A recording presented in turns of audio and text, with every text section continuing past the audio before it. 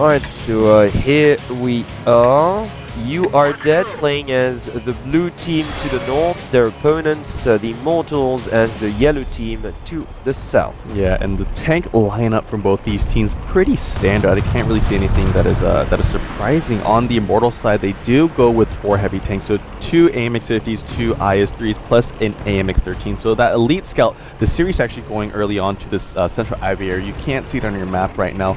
And yeah, the You Are Dead side, they do go I'm loving their lineup. Yeah, it's a pretty balanced, it's a really balanced setup actually. Yeah, but it's very aggressive at the same time. Yeah. I mean, a pair of T69s, a pair of T32s, that's even on the front lines. And they also have the AMX-50. Right, exactly. Like in the front lines, these tanks would have no problem whatsoever facing those 2 IS-3s, right? Yeah. That's what I'm thinking. In terms of sheer frontal firepower, UAD have the more aggressive tanks. Definitely so, and both teams are actually going for this that west western road, ridge. Yeah.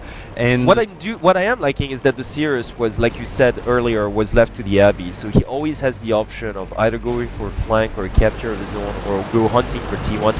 That's definitely giving like a bit of an option to the Immortals, but they really have to watch out though, because UAD are having the tanks to really bully their way through. They're really creeping down there right now. I mean, look at that. Those 3 T69s, 2 T69s at the front with those T32s as well. Those can both deal and take a lot of damage.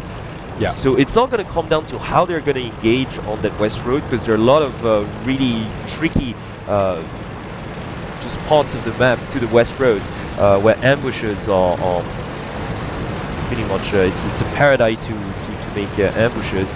But right now, the way that the Immortals are waiting for them down south is pretty solid too. They're actually right around the corner from know. each other, and the Immortals, they are outnumbered currently in this position. They are, but the thing is, in order to come out of this without taking damage, it's going to be very hard for UAD as well. But see, Savage, his turret is actually pointed towards the southern part of the map as well, so it's going to be, I mean, that's only a couple seconds for him to actually turn his turret, but they have there you go, it. yeah. PNL here, PNL taking some hits, and that's not good at all.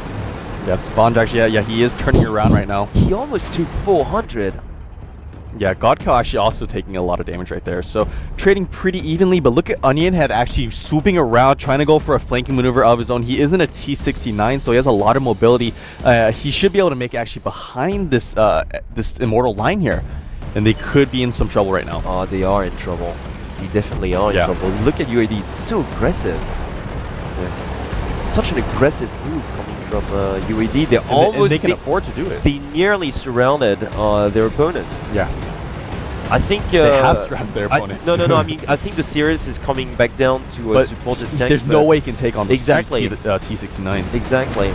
You know what? I would have sent the Sirius back to the northern base actually and started a capture. Yeah. That's like my only chance, because right now UAD slowly, little by little, they're gonna look at that. Savage is getting blown to bits here. They're just having too many angles. Yeah, there's nowhere to run either. Exactly. Look at the Sirius, he's trying to back him up. But yeah, but the Sirius should have gone to the northern base. That was their only chance. Right now, it's going to be a bloodbath. Yeah, and already Savage going down there. They have lost. Khitan, they do. And another one. Khitan's the next. There's the next one. Yeah, Khitan with about 500 health. Yeah, one more shot's going to do him. Yep, there you go. There you goes. So, this is absolutely brutal. It's over. It might even be a clean sheet here. The UAD haven't lost a single tank now. And even Cognac Wine joining in on this fight in his T1, not even caring. Not having a care in the world right now. Honestly, I think there's something about UAD and quarterfinals. Look at that. This is absolutely brutal. Once again, I do remind our viewers, I humbly think, that had the Immortals sent the Sirius and both T1s to the northern base way earlier, they could have still pulled this off. Quite possibly, definitely. They could have pulled this off. Like, when the assault came in, had they just sent the Sirius to capture the northern base, that would have literally forced UAD to come back and defend this. Yeah, and once those T69s, if they waited for those T69s also to come down and try and swoop around to go for the flank, if they waited for them, those T69s to get into that position, and then send the Sirius, then really they honestly probably would have might be been able to capture the base. Possibly. I mean, the T-69s, at least one or two of them, would have had to retreat to defend this, which means that the odds would have been leveled as well on the front lines. But yeah, like I said, it's just the UAD tank lineup from the very get-go.